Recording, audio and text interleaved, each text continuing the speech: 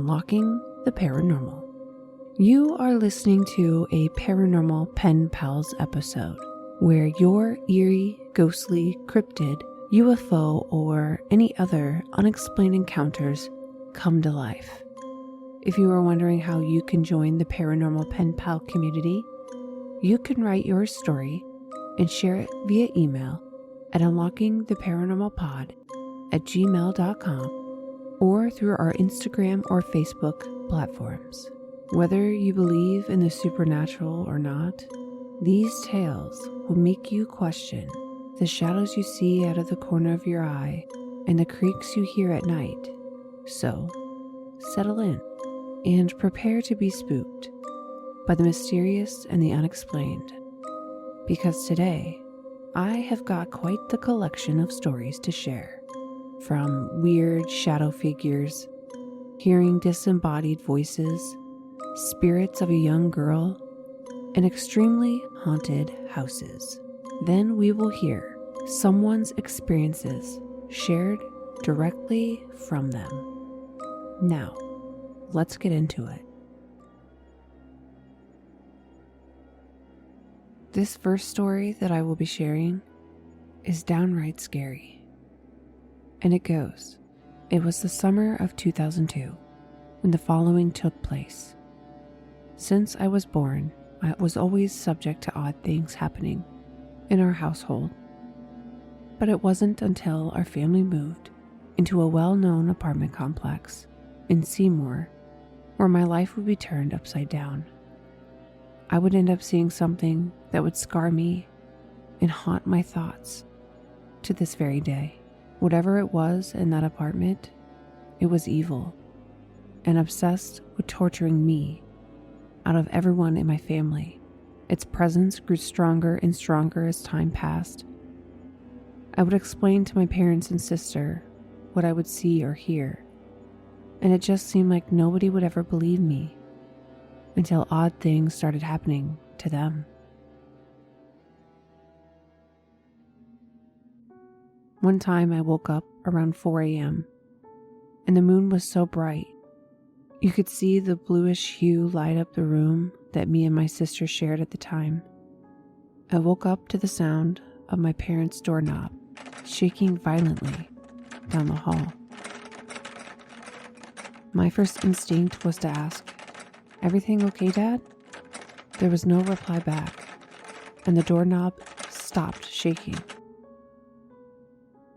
I instantly knew there was someone in our home. I leaned over and looked in the hallway from my bed and saw this 6 to 7 foot shadow standing in the middle of the hallway. No one in my family is over 5'7". Panic and fear set in, thinking we were getting robbed, and all I can think of is, this is how I die. I slowly moved back into my bed, under the covers, and whispered my sister's name, trying to wake her up. My sister asked across the room loudly, "What's up? I'm sleeping." I whispered back, "Shh, there's someone in the hallway." Silence. My sister had fallen back to sleep. I peeked back towards the hallway to see this thing hiding along the side of the wall as if it were trying not to be seen. I can see its chest moving up and down as if it were breathing heavily. Another thing I noticed was how oddly long its fingers were. I have never felt such fear in my body than in that moment, as I feared for the life of my family at this point. I had no idea what I was looking at. I woke my sister back up because, of course, when you get scared, the instant feeling of having to use the bathroom kicks in. My sister, groggy and half asleep, follows me to wait outside the bathroom since I was paralyzed in fear. As I was washing my hands, I could hear my sister walking back to the room. I quickly dried my hands, shut the lights off, and started speed walking down the hall, back to the room. I instantly hear running footsteps growing louder and faster behind me. I ran, shut the door, locked it, and jumped into bed. My sister asked me if I was alright because she can see how nervous I was. We shrugged all of this off as possibly being half asleep and started to close our eyes. That's when we both woke up to the sound of the door violently shaking, as if whatever it was behind it wanted to get in and would stop at nothing. The door suddenly stopped shaking. Silence filled the room. I asked my sister, "Did you hear that?" She replied back in a nervous tone, "Yeah." I made a dash for it and pounded on the wall with my fist as hard as I possibly could, yelling for help. I could hear my dad get out of bed frantically and run to our bedroom door knocking and asking if everything was all right. We explained to my dad what had happened, and he checked everywhere and found no one in the apartment. Every window and door was locked from the inside. Till this day, the image of what I saw still haunts me. That place was evil. It changed our family for the worst, and the feeling of dread and depression filled the walls of that apartment like never before. I really don't know what I saw that day, but I'm glad that never happened to me or my family again. Now that I have you all very nervous and spooked, let's get into the next few stories. Now I'm going to share another story where someone experiences a very haunted house. It is titled Haunted House in Encino, Los Angeles. The letter reads, "A few years back, I rented a house in Encino, California.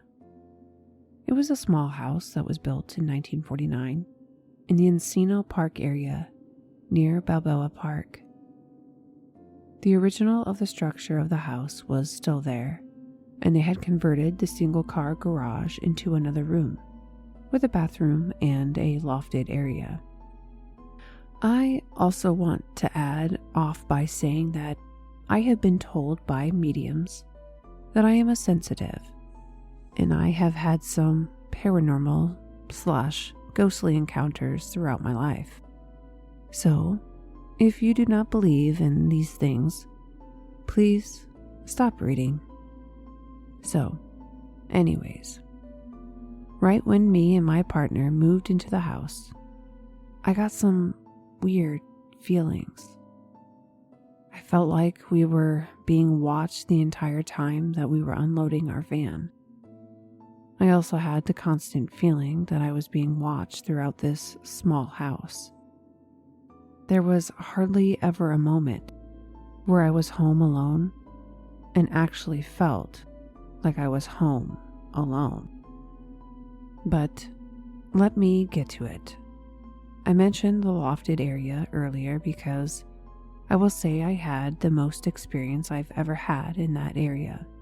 The room with the loft was also my office, so I was constantly in there because I do work from home. I used the lofted area as storage. I had clothing up there as well as a bunch of other antiques. So, in my office, there was a loft, and then I set up my desk with my back facing the loft. I would constantly feel like I was being watched, and on a few occasions, I spotted a young girl hiding between items in storage and looking down on me. I have experienced apparitions in the past, but something about this spirit terrified me to the core. Something told me not to communicate with the spirit. I got a gut feeling that there was something off. A few times I saw the spirit/apparition. It appeared in 2 different forms. One time I saw the spirit, and it was a young blonde girl with long hair covering her face. I could make out some of the features of her face, but for the most part, her face was covered by her hair. I could see her body because it appeared to be crouching in between items to spy on me. Then the other time I saw the spirit, it appeared as a dirty child with dark hair wearing something that was similar to a sack. The apparition would only last for a few seconds and then completely disappear. I did my best to bless the area, and I even cleansed some of the vintage items that I had acquired. I wasn't sure if it was a spirit that was attached to an article of clothing or an antique that was in storage. I got the gut feeling that the apparition was actually attached to the property, but I wanted to cross my T's and dot my I's, just to be on the safe side. By the way, side note, me and my partner have now left this house, and I still have all of my antique/vintage clothing, and I have not experienced the same things I experienced at that house. As time went on, weird things happened. My computer would turn off and on. I would leave the room and things that were on the desk would just disappear. Things like that. Things that I feel like are normal during a haunting. But the thing that really weirded me out was the amount of times I got injured at that house. I hit my head a dozen or so times and gave myself some really gnarly concussions. I was also physically pushed off 2 sets of stairs, and both times I injured my foot pretty badly. The same foot both times. Now, the first time I was injured, I didn't think anything of it. I thought maybe I was just trying to adjust to a new space. My very first incident in that house occurred on the day I moved in. I was unpacking a box in the loft and felt compelled to stand up, thinking I had enough space between the ceiling and my head. I didn't. I hit my head so hard, I actually gave myself a mild concussion.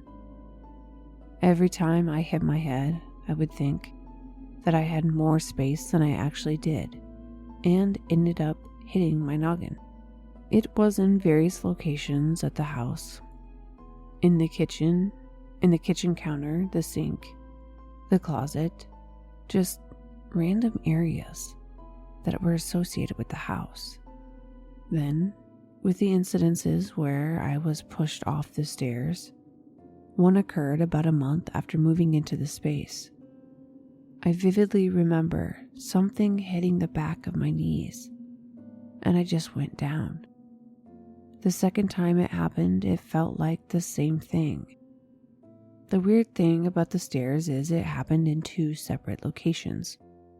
One set of stairs leads into the house from the back, and that was where I fell for the first time.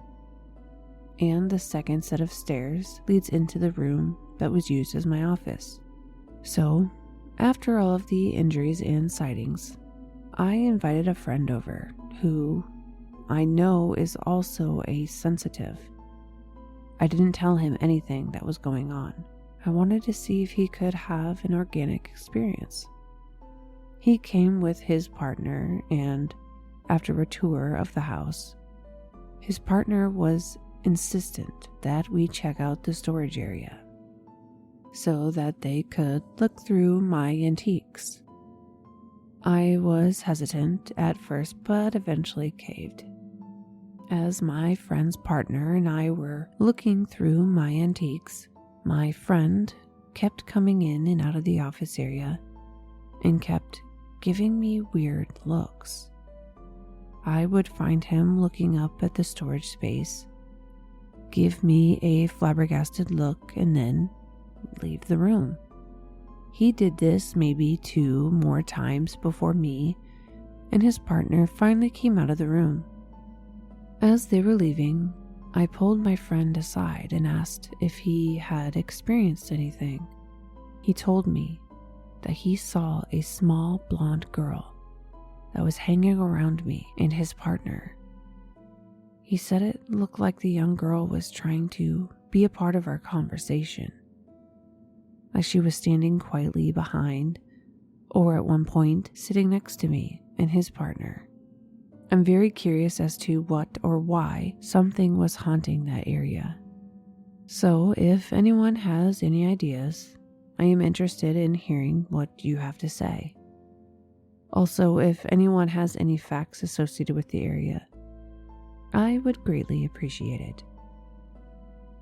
What makes this story so compelling is that not only did this person experience seeing this small young apparition of a blonde-haired girl, but their friend also experienced seeing the same exact thing. It just adds extra validity and creepiness to the experience. Unlike the first story, which includes being haunted by a mysterious person, the next story involves possibly knowing the visitor, and quite possibly what someone experiences right after death, with maybe not knowing that they're gone. The story is titled, "Something Happened After My Dad Passed Away." This was back in 1994. I was 7 at the time. My dad had just passed away a few days ago from a car accident. He had to drive to Atlanta for work and sadly didn't make it. I think it was the third night alone with just my mom and my sister when I woke up to my mom standing at the edge of the stairs, calling my dad's name as if she thought he or someone was trying to get into the house. This happened around the time my dad normally got home. He would get home around 4 to 6 a.m., depending on the shift. What made this event stick with me all these years is what happened shortly after she started calling out. There's a security keypad to the alarm at the back door that led to the garage, and it started beeping in a manner that suggested someone was trying to enter the disarm code.